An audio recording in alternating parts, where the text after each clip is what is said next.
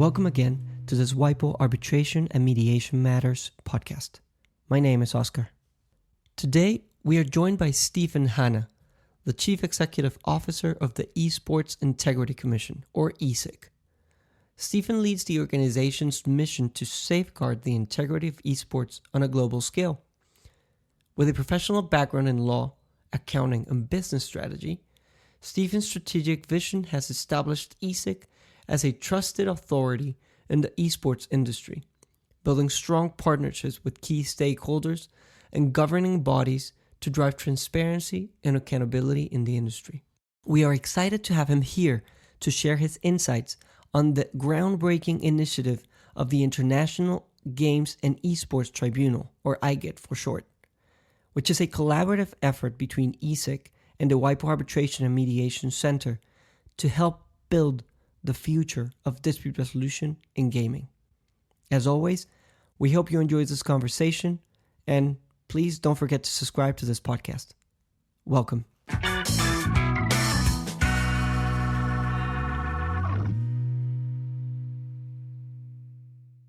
Thank you, Stephen, for being with us here today. It's a pleasure to have you and to speak about esports, about this new initiative of IGET, to talk about ESIC. How are you doing? Good. Thanks, Oscar, for having us. It's a show that I've listened to a few times now. I think we've made the big leagues here. Thank you for that.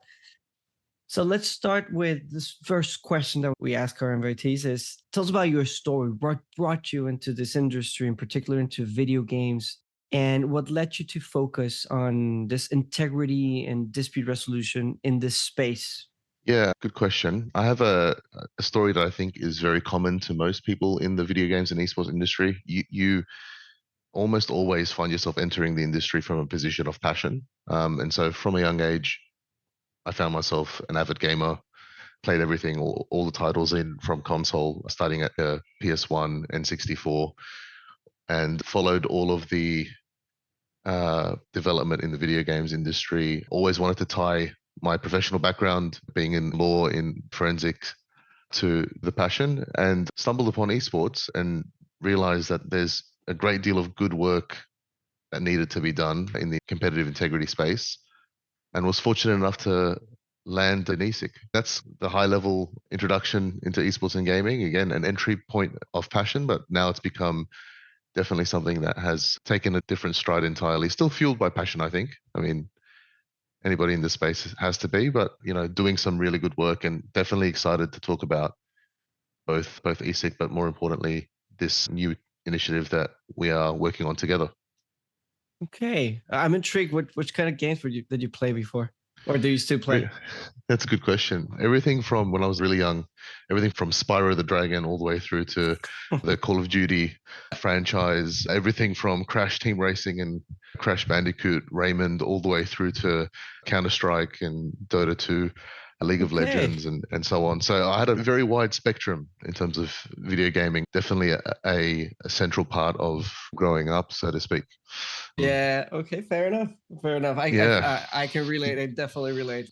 And following to what we were discussing at the beginning, can you tell us what's ESIC's mission? What is it? And explain how it connects to this new initiative that we're going to talk about, that is the International Games and Esports Tribunal?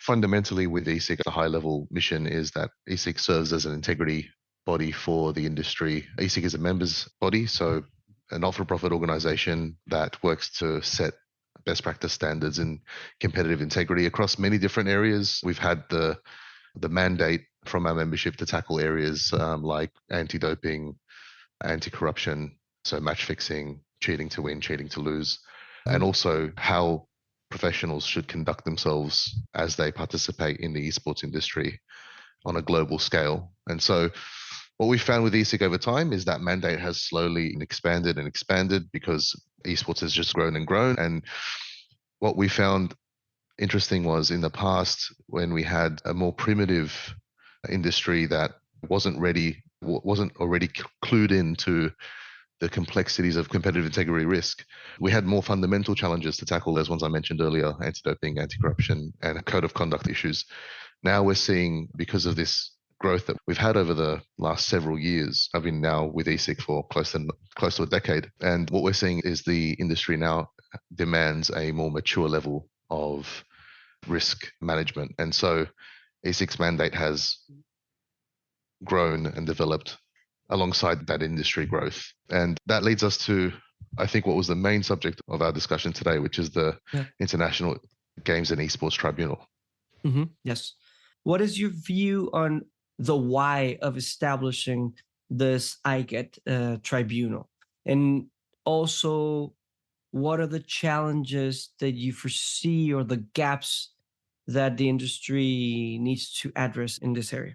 I think if we start from the premise of what I was alluding to earlier, which is that ESIC's mission has slowly been expanding over time, what we realized is that the industries of both video games and esports don't just have esports integrity issues. There are a broad range of issues. And what we realized is with no fit for purpose, specifically designed dispute resolution process, the only thing that the stakeholders in these industries had was the traditional court system, or perhaps an arbitration service that wasn't necessarily specialized and therefore faced challenges understanding the complexities of those industries and the types of disputes that sit within them. And so that was the genesis of IGET in the sense that we realized that it's an extension of ESIC's mission. It addressed disputes that were beyond just integrity, contractual, commercial, intellectual property matters, with the help now of WIPO. The next thing was, how do we build this to actually deal with such a broad range of issues? We realized that traditional courts or generic arbitration systems, they lack that specialized knowledge. And that was our really strong driving point for the building of IGET. The thing that we really have honed in on and focused on is ensuring that there is specialized knowledge, both in video games and esports, with the arbitrators that get assigned to the matters that IGET handles. How do you feel the industry is going to react to this? Do you think it's going to welcome it? Do you think it may be something a bit too new for them? What are your views on this? Yeah, look, it's, again, a good question. It's hard to sometimes predict a universal answer from the industry at large. The benefit that ESIC has is that we have a very strong membership, the world's largest tournament organizers, the world's largest esports stakeholders. They work with us either on a membership capacity, which means that essentially they adopt our standards, our codes, and our sanctions or our bans and punishments. Or alternatively, they work with us on a collaborative basis through MOUs and the like. And so the benefit of having that really tested and proven infrastructure of stakeholder engagement is that we can ratify these ideas. And look, our feedback indicates that at least amongst our members and supporters and those that we work with, this is a welcome development.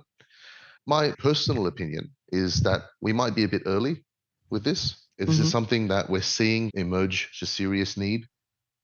It's very important as ESIC, for ESIC and its mission that we build the infrastructure before it's needed. And so that's a key motivation behind building this. This is definitely a critical piece of infrastructure that the industry will need and is fit for purpose. And so it'll be utilized.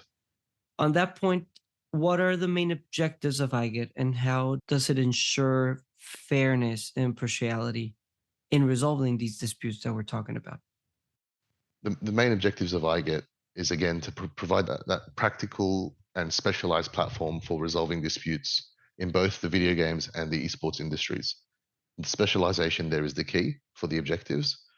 We really wanted to build a system that promotes trust and transparency in a resolution process that is heavily predicated on that idea of specialized knowledge yields better results.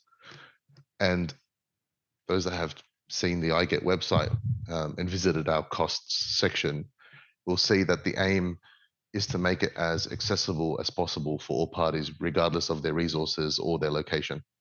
At least in its startup period, IGET is taking a very different approach to costing for these matters and providing a very flexible means to make sure that it's as accessible and useful as possible to people from all over the world and in any part of the industry. Who can get to use the services of IGET, and what does the process look like for someone who wants to bring a dispute to IGET? IGET services, like most traditional arbitration systems, are open to parties that have a dispute in the industries. As long as the parties agree to utilize IGET, they are welcome to submit their dispute to IGET for mediation or arbitration. Generally, what we're expecting to see, as from a stakeholder classification perspective, is we're expecting to see players, teams, organizations, developers, or publishers, or any other adjacent stakeholders like tournament organizers, etc., that have dealings with either video games or esports, or perhaps both, and need to resolve a dispute in an expedited manner that keeps parties out of court and gets them back to the thing that they love doing sooner than later. So that's really what we're tailored for. But look, these parties could bring a variety of different disputes that could have absolutely nothing to do with esports, and something really minute, like an intellectual property matter for an asset in a video game being misused, used somewhere else where it shouldn't be, or a contractual dispute where there's a non-payment of some sort, falling foul of a valid contract between two parties. That's the beauty of what the IGET is, in the sense that we're casting that broad net, and we're making sure that specialized expertise sits at the top, ready to be applied in the course of resolving disputes. So, Stephen, just to clarify a bit, what is the reach of IGET? Is it going to be a national, regional, international approach? What is your view on this? We've seen different structures in our study ahead of constructing this tribunal. We thought it was very important to ensure that the tribunal is international in nature, not bound by any geographical restriction. And so, working with WIPO, of course, we set out to build a body that was just that. The great thing about an international approach is that it's accessible to anybody, anywhere. And it needs to be that way, right? For gaming and esports, like if we're solving disputes in that industry in particular, those disputes are always across borders. Sometimes they're across countries. And so an international approach was definitely needed. And what I've been really happy with, Oscar, is that we've made it possible for people to physically meet with IGET in 4 countries, in Switzerland, in Singapore, in Australia, and in the United Kingdom so far. And that just speaks volumes about how accessible the solution is. I always love the concept of a one-stop shop, and I think IGET will, in my understanding, will aim to do that.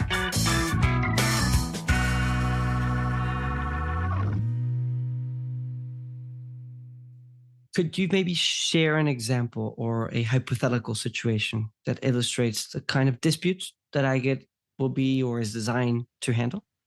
Sure. The variety of different stakeholders that use IGET will really test the limits of what we call that broad approach, the one-stop shop, so to speak. I'm looking forward to that. I think both in the industry category of video games, but also in the industry category of esports, I'm expecting to see some diversity in terms of cases that are submitted to IGET. Some examples that we've seen and are familiar with: intellectual property disputes between game developers.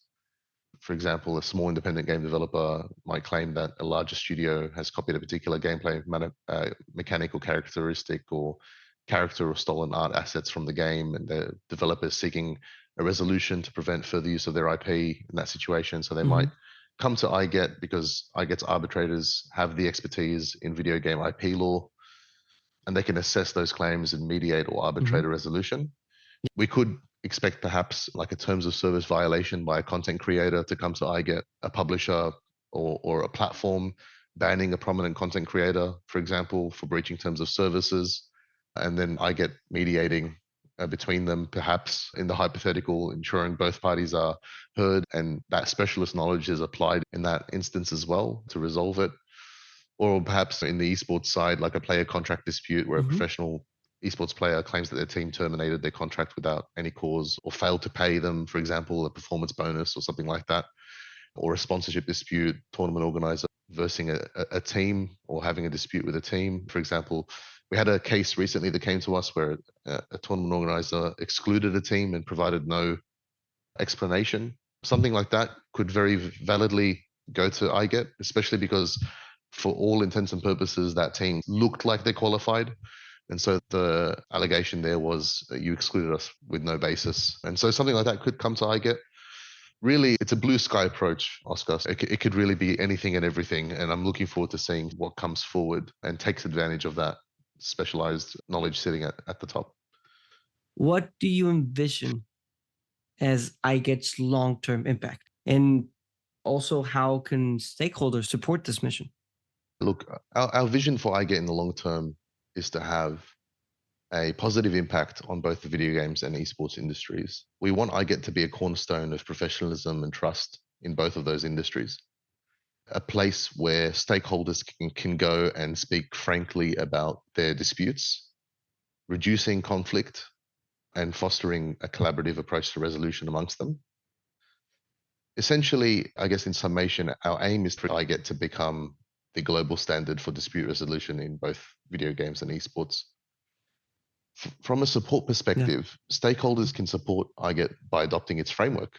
One of the things that makes IGET work well is when IGET's model clause is integrated into contracts and agreements that find themselves in both of these industries. And so to promote IGET's mission, it's important that stakeholders, if they're satisfied with the proposition that IGET presents, adopt its framework and propagate its framework.